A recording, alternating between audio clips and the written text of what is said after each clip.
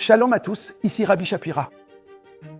Au cours des 2 dernières années, lorsque Dieu me l'a permis, je vous ai parfois transmis des vidéos prophétiques. Et juste avant mon départ pour l'Europe où je serai pendant une semaine cruciale, dans une des forteresses de l'islam, le Seigneur m'a mis à cœur de vous transmettre cette vidéo. J'espère que vous partagerez et aimerez cette vidéo, car nous voyons la prophétie s'accomplir sous nos yeux.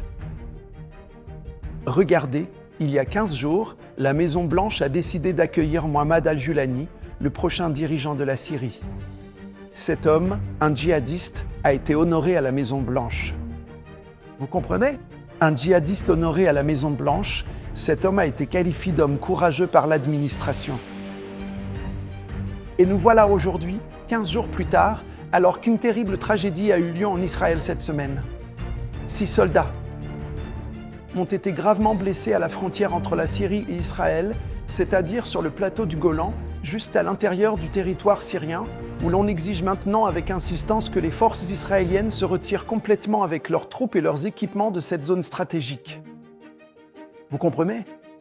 Évacuer les forces qui sont en Syrie. Mes amis, voilà ce qui va arriver ensuite.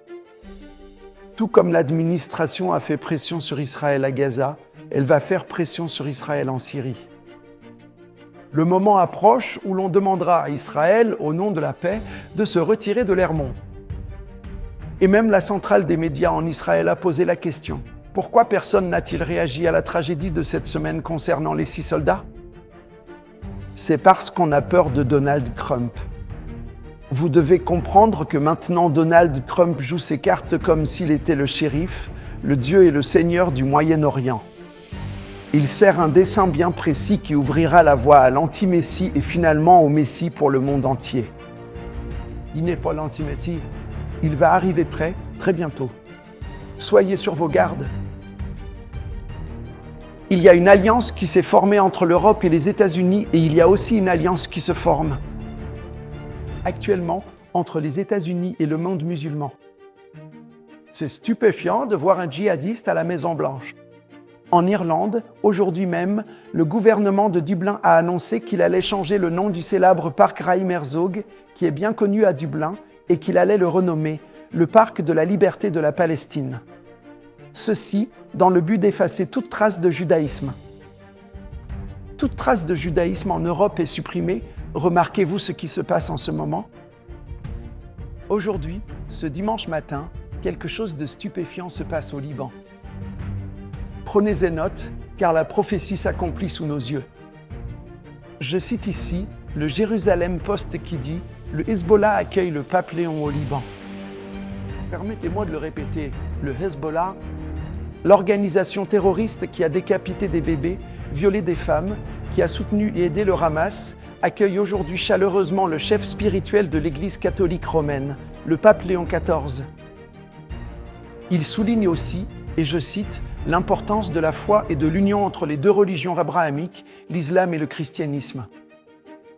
Mes amis, nous assistons aujourd'hui à la mise en place, la formation d'une alliance inquis, profane, démoniaque entre le christianisme et l'islam. Et je ne fais que vous citer ce qui est publié par le Hezbollah Network et le Jérusalem Post ainsi que d'autres sources, c'est que le Hezbollah fera partie du comité d'accueil du pape Léon XIV. Oui, en effet, son numéro est le 14, qui est la valeur numérique du mot David. Machiar ben David, vous suivez? Mes amis, ce pape sera le dernier pape. Et je vous encourage à lire mon prochain livre, ainsi que La chute d'Édom, pour découvrir l'antimessie et le lien entre le pape et l'antimessie en ces jours qui sont les derniers. Permettez-moi de vous citer directement un article des médias pour le grand public dans lequel il est dit « Le Hezbollah accueille le pape Léon XIV ». Il a la même guématria que David? Cet article est rempli de critiques à l'égard d'Israël, ce qui n'est pas surprenant, vu que le pontife devrait se rendre aujourd'hui, ce dimanche, au Liban, après avoir visité la Turquie. Le groupe islamiste a affirmé que le Liban, avec sa composition diversifiée, représente un lien civilisationnel entre les adeptes des 2 religions abrahamiques, le christianisme et l'islam. Mes amis, voici ce qui se passe en ce moment. Écoutez l'article. C'est le premier pape qui se soit incliné avant d'entrer dans la mosquée en Turquie. Le pape a fait une visite complète et détaillée de ce vaste complexe religieux, pouvant accueillir plus de 10 000 fidèles, guidés par l'imam de la mosquée et par le mufti d'Istanbul. Pouvez-vous vous imaginer cela? Le pape vient à la mosquée et s'incline en l'honneur de cette alliance. Mes amis, vous devez savoir ce que je vous ai écrit dans la chute d'Édom et comprendre ce qui se passe dans le monde en ce moment. Si vous êtes aux États-Unis et que vous vous demandez « Que se passe-t-il » Pourquoi les États-Unis se joignent-ils avec un djihadiste? Ou que se passe-t-il maintenant que le Hezbollah reçoit une place d'honneur? La réponse se trouve dans ce que j'ai écrit dans le livre « La chute d'Édom ». Dans la deuxième partie, au chapitre 2, Siman Bet, intitulé « Le mariage au ciel, le divorce de l'enfer ». Je vous rappelle aussi que l'Arabie Saoudite vient de recevoir des avions F-35. Et vous vous demandez pourquoi tout cela arrive? Voici la réponse. Il y a deux royaumes appelés Gog et Magog. Correspondent aux nations islamiques et chrétiennes qui uniront leurs forces de manière surnaturelle dans les derniers jours. Bien que l'idée d'une alliance entre les nations islamiques et chrétiennes soit sur le point de se faire maintenant, elle se trouvait déjà dans la Bible hébraïque bien avant l'apparition de l'islam ou du christianisme. Comme je l'ai déjà mentionné dans mon livre « La chute d'Édom », les rabbis d'Israël ont été capables de dire que dès l'instant où nous verrons cette alliance, ce sera alors le signe sûr et certain. Le signe imminent de la venue du Messie au sein des deux royaumes, l'islam et le christianisme. Comprenez ce qui se passe en ce moment. Dans le monde, vous entendez sans cesse le mot islamophobie, n'ayez pas peur.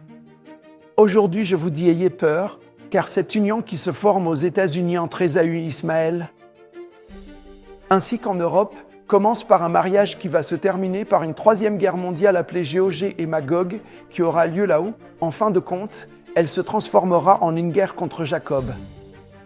Vous comprenez? Ils se mettent ensemble, mais ils vont finir par se retourner les uns contre les autres.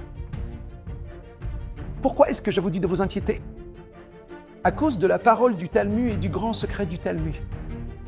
Oui.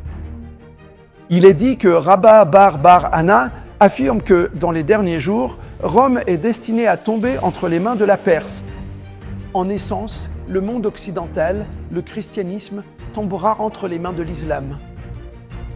Regardez ce qui se passe en ce moment à New York, un endroit qui compte plus de juifs que n'importe quel autre lieu en dehors de l'État d'Israël. Et là, à New York, un dirigeant musulman prend le pouvoir. C'est lui qui cherche la destruction du peuple juif et de l'État juif. Incroyable! Réveillez-vous, peuple juif. Réveillez-vous, chrétiens, dès maintenant, et sachez qu'il ne s'agit pas d'islamophobie. Il s'agit d'un plan de Satan. Un mariage qui commence ainsi finira par un divorce qui déchaînera l'enfer sur la terre. Préparez-vous. Soyez prêts aujourd'hui pour le Milremet Haemunah, le combat de la foi.